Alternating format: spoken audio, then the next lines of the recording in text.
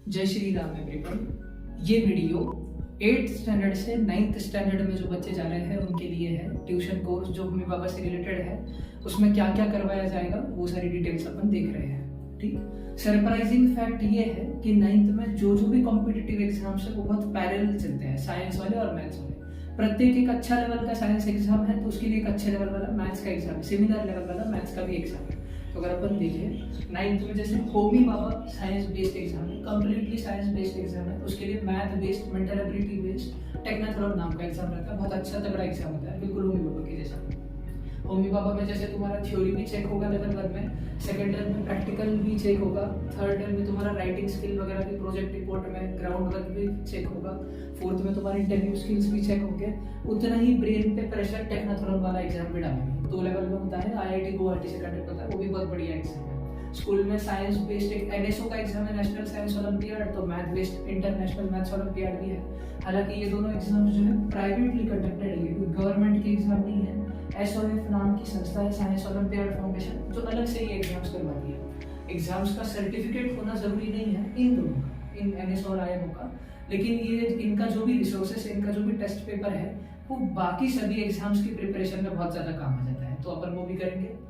Science based VVM exam है, बहुत ही ज्यादा जरूरी। अदर देन होमी बाबा 9th स्टैंडर्ड में अपना फोकस VVM पे भी रहेगा, क्योंकि ये ऑफिशियल NCERT स्पॉन्सर्ड एग्जाम है। NCERT कंडक्ट करवाता है, CBSE इन्वॉल्व इस एग्जाम में, विद्यार्थी विज्ञान मंथन में। और ऐसे ही मैथ्स का एक एग्जाम है, national mathematics current contest, tougher exam है, अच्छा खासा टफ एग्जाम है। तो जो बच्चे एप्टीट्यूड रखेंगे, मैथ में बहुत ज्यादा रुचि दिखाएंगे, दिलचस्पी दिखाएंगे, उनको मैं इसके लिए तैयार कर पाऊंगा। फिर IOQJS है, IOQ1 है। अब IOQJS के बारे में फिलहाल मैं ज़्यादा नहीं बताऊंगा, बहुत ज़्यादा ही टफर एग्जाम है।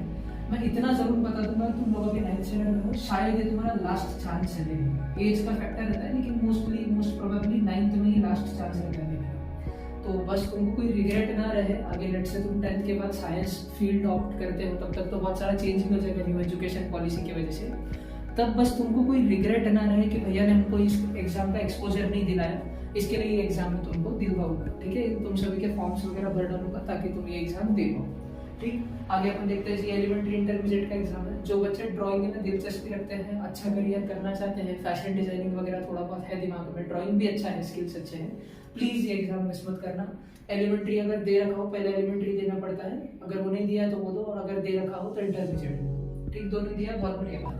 MTSC जिनके स्कूल में फॉर्म आता है उनको ही भरना है, कोई ऐसे ध्यान वगैरह देना नहीं है नीचे के एग्जाम्स में। मैं बहुत स्पष्ट तौर पर बोल रहा हूँ, तुम्हारा टारगेट सिर्फ होमी बाबा, VVM और NSO इतने में खेलना चाहिए। टेक्नोथलॉन दिला दूंगा, मजा आता है, टीम वाला एग्जाम रहता है, 2-2 जनों को साथ में देना पड़ता है इसीलिए।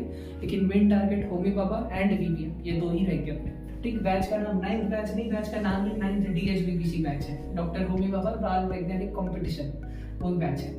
अब थोड़ा सा अपन बात कर लेते हैं, चर्चा करते हैं कि भाई ये क्या क्या सिलेबस आता है भैया, इसमें साइंस का क्या क्या आता है, मैथ्स का क्या क्या आता है।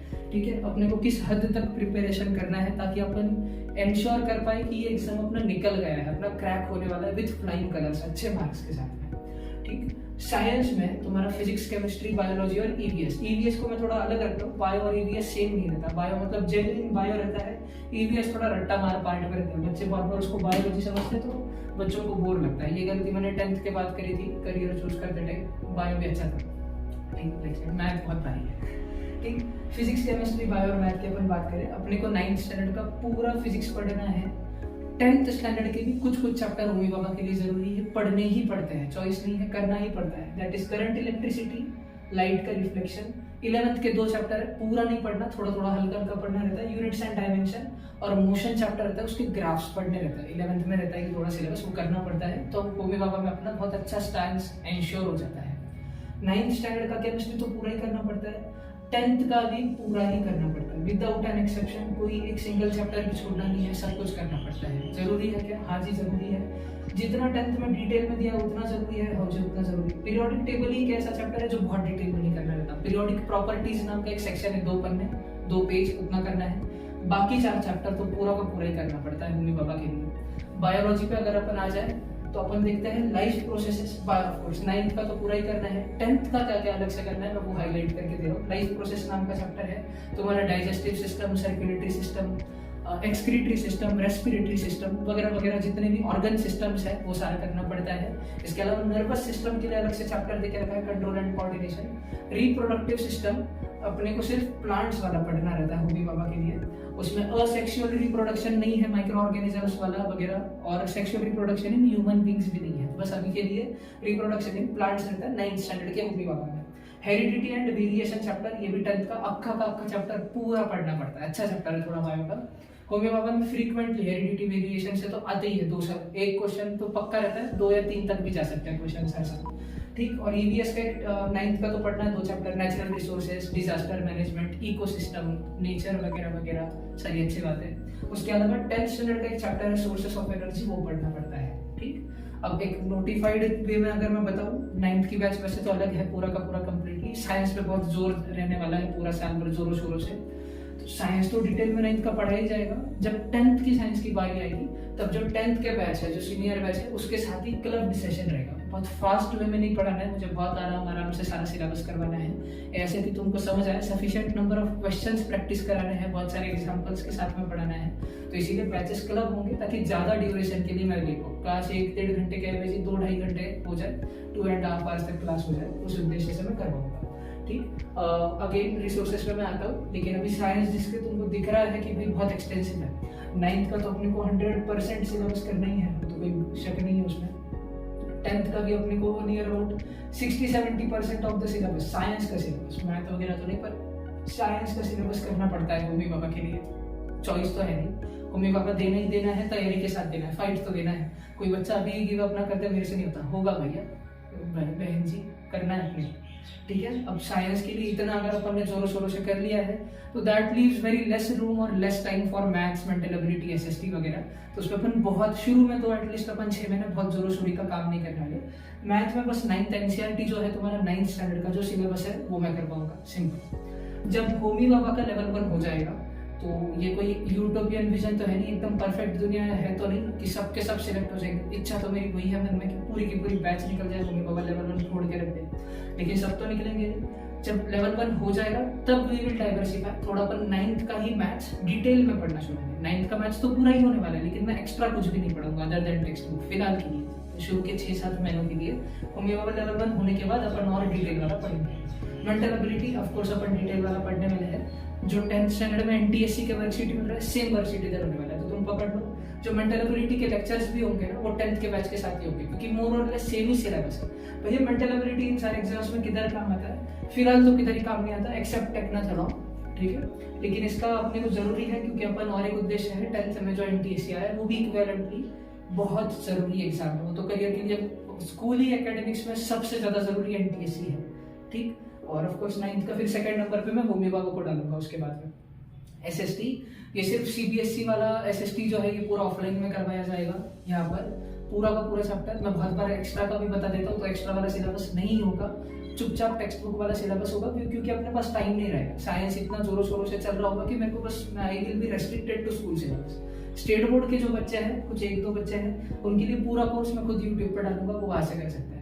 अब भैया स्टेट बोर्ड का एसएसटी हमको करना चाहिए कि नहीं करना चाहिए? तो मेरा एडवाइस है, जो बच्चे होमी बाबा लेवल 1 क्रैक नहीं कर सके तो कोई बुरी बात नहीं है, अपन एफर्ट तो किया, वो तुमको पता रहना चाहिए कि तुमने जेन्युइन एफर्ट तो किया। अब जो बच्चे होमी बाबा का लेवल 1 एग्जाम स्टिल नहीं कर पाए, उन लोगों को टारगेट करना चाहिए second exam, that is MTSC, ठीक है। क्योंकि होमी बाबा और बीबीएम मोर और less same exam, same level के एग्जाम्स है। तो पकड़ रहा हूँ, मान लो ये बड़े बड़े एग्जाम्स नहीं हुए तो एमटीएससी नाम से, महाराष्ट्र टैलेंट सर्च एग्जाम नाम से एक एग्जाम होता है। इसका फॉर्म अपन प्राइवेटली भी भर सकते हैं, स्कूल में भी आता है। जो बड़े बच्चों की स्कूल्स वगैरह है, अच्छे स्कूल से उधर तो आता ही है। किसी स्कूल में नहीं आया तो मैं प्राइवेटली भर लूंगा। सेम इज विद होमी बाबा। जीएसआरपीएस में फॉर्म आता है, बाकी में नहीं आता फॉर्म, तो मैं टेंशन मत लो, मैं भर दूंगा। वो प्राइवेटली होता है, ट्यूशन को रजिस्टर करा के मैं भर दूंगा तुम लोगों का फॉर्म, ठीक। वो सारा बात तो हो गया। तो अभी अगर लेट से तुम्हारा होमी बाबा लेवल 1 ना हो इतना प्रिपरेशन के बाद भी, तो you should focus on MTSC. MTSC का एग्जाम जो है अप्रैल के मंथ में होगा, अगले साल अप्रैल 2023, जब तुम्हारा स्कूल का फाइनल एग्जाम कंप्लीट हो चुका होगा, उस टाइम फ्रेम के आसपास होगा। और इस एग्जाम में आता है वापस यही वाला साइंस, अपना स्कूल वाला ही 9th वाला मैथ। भैया साइंस ये वाला कि ये वाला भी, तो ये वाला भी आता है पूरा 9th का स्टेट बोर्ड का साइंस, यानी कि 10th का भी बहुत सारा सिलेबस आता है। 9th का ही अपना स्कूल का ही मैथ, CBSE वाला मैथ पूरा का पूरा, और SST जो है ये स्टेट बोर्ड वाला है। इन केस तुम में से कोई बच्चा होमी बाबा नहीं निकाल पाए, चलो ठीक, कोई बात नहीं, वो बच्चा यूट्यूब चैनल पे जो स्टेट बोर्ड का SSC का SST है वो सीखना शुरू कर दे। अरे भैया हमको ये MPSC भी नहीं करना, मान लो हमने पढ़ाई कर ली SST और वो उधर काम ही नहीं आया भैया। 9th स्टैंडर्ड का CBSE का SST तो पूरा पढ़ा, सोशल स्टडीज पूरा पढ़ा, फिर 9th स्टैंडर्ड का ही स्टेट बोर्ड का पूरा SST पढ़ा, लेकिन वो भी किधर काम नहीं आया। तो वो काम आएगा अल्टीमेटली 10th स्टैंडर्ड में जब तुम MPSC का एग्जाम दोगे तब, ठीक है। 9th का SST स्टेट बोर्ड वाला SST काम आएगा। तो कोई भी चीज़ वेस्ट नहीं जाने वाली, ये जो साइंस भी सीख रही है वेस्ट नहीं जाने वाला, काम ही आने वाला है अपने। तो माइंडसेट पहले तो क्लियर करो कि भैया बहुत बर्डन डाल रहे, बर्डन नहीं है। होमी बाबा ऐसा कौन सा बच्चा है जिसको खाली 9th का CBSE का पढ़ के निकलता है? स्टेट बोर्ड सभी को पढ़ना पड़ता है होमी बाबा के लिए या NTSC के लिए। तो अपन भी उन्हीं में से एक है, कर ले, सब लोग कर लेते तो अपन कौन सा अलग है, अपन भी कर ही लेंगे, ठीक है। अभी मैं थोड़ा सा रिसोर्सेज पे आ जाता हूँ कि क्या क्या है भैया, अपने को क्या क्या लेना है, तुम लोगों को कौन से बुक्स खरीदने हैं।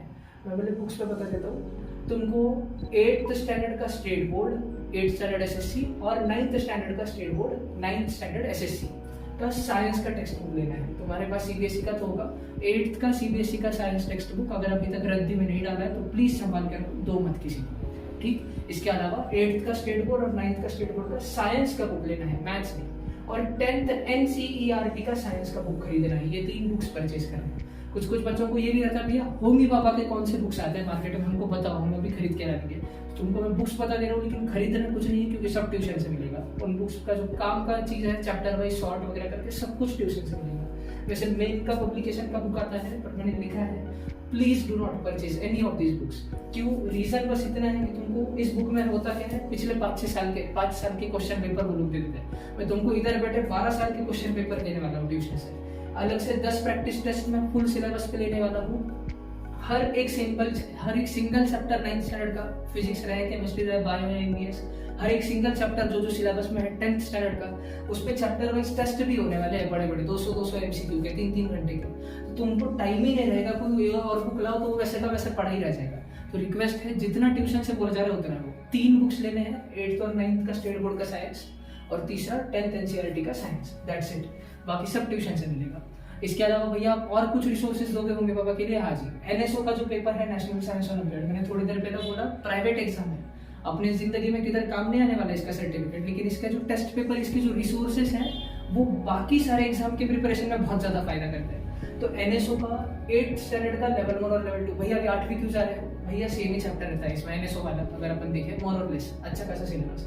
लेवल 1 और लेवल 2 के सारे पेपर, 9th स्टैंडर्ड का लेवल 1 और लेवल 2 के सारे पेपर, 10th स्टैंडर्ड के लेवल 1 के सिलेक्टेड चैप्टर्स, ये 10th वाले सिलेक्टेड चैप्टर्स वो सारे अपन कर रहे होंगे, just to strengthen more and more the preparation of Homi Bhabha. Homi Bhabha का प्रिपरेशन रोबस्ट रहे, ये एक शब्द बहुत यूज कर रहा हूँ मैं आजकल ऑफनली, ठीक है। बहुत ज्यादा भक्कम प्रिपरेशन रहे, मराठी में मस्त शब्द है एकदम, ये भक्कम, एकदम तगड़ा प्रिपरेशन अपना रहे होमी बाबा का, उसके लिए अपन पूरा जी जान लगा देंगे। हालांकि होमी बाबा लेवल 1 होने तक अपन math, mental ability, SST school का ही करेंगे, एक्स्ट्रा इंच भर भी एक्स्ट्रा नहीं रहने वाला। साइंस में ऑफकोर्स एक्स्ट्रा है। कोई पेरेंट अगर कंप्लेन लेके आ रहा है कि भैया हमको होमी बाबा कुछ नहीं करने का, हमको बस CBSE करना है, तो ऐसे बच्चों को मेरा रिक्वेस्ट है, जब भी मैं पढ़ाऊंगा मैं ऑफकोर्स बताऊंगा कि कौन से सिलेबस का है। 9th CBSE का चैप्टर है, 9th स्टेट बोर्ड का है, 10th CBSE का है, 10th स्टेट बोर्ड का है। तो जो बच्चा होमी बाबा नहीं करना चाहता वो बस 9th CBSE वाला क्लास अटेंड करे, बाकी भी कर ले और उस पर ध्यान ना दे ज्यादा, ठीक है। नोट्स वगैरह सीख तो ले, कुछ ऐसा नहीं है कि सब ऊपर से जाने वाला है, एक भी ऐसी चीज नहीं होने वाली, सब कुछ अंदर ही जाने वाला है, सिखाता वैसे हूँ मैं, ठीक है। तो दैट इज इट। और अगर आपका कोई डाउट वगैरह हो तो आप पूछ सकते हो। एक लास्ट पॉइंट, डेटा इंटरप्रिटेशन एक अलग सा स्किल रहता है, कैट वगैरह के हायर लेवल के एग्जाम्स में ये होता है, कॉमन एप्टीट्यूड टेस्ट वगैरह MBA वगैरह में, और ये जरूरी है for the preparation of technical and IOQ-JS। तो ये मैं this is not for all, ठीक है, नॉट फॉर एवरीवन। जो बच्चे रुचि रखते हैं होमी बाबा का करके भी, ट्यूशन के जो 10 प्रैक्टिस पेपर हो रहे हैं उसमें भी होमी बाबा का स्कोर एकदम फोड़ रहे हैं, 100 में से 90+, 80+ जा रहा है स्कोर। उसके बाद में अगर उनके पास टाइम बचता है तो मैं इनको सिखाऊंगा ताकि वो लोग बस टेक्निकल या IOQ-JS अच्छे से दे पाए, ठीक। I hope that is it. सारे कॉम्पिटिटिव एग्जाम भी मैंने कवर किया है, सब्जेक्ट का इन्फॉर्मेशन भी हल्लू कवर किया है। वीडियो अगर पसंद आया तो लाइक सब्सक्राइब तो तुम पे है, पर शेयर जरूर कर देना। मेरे को 9th के अच्छे बच्चों की रिक्वायरमेंट बहुत ज़्यादा है, इसलिए प्लीज़ शेयर जरूर कर देना। दैट्स इट, थैंक यू, जय श्री राम।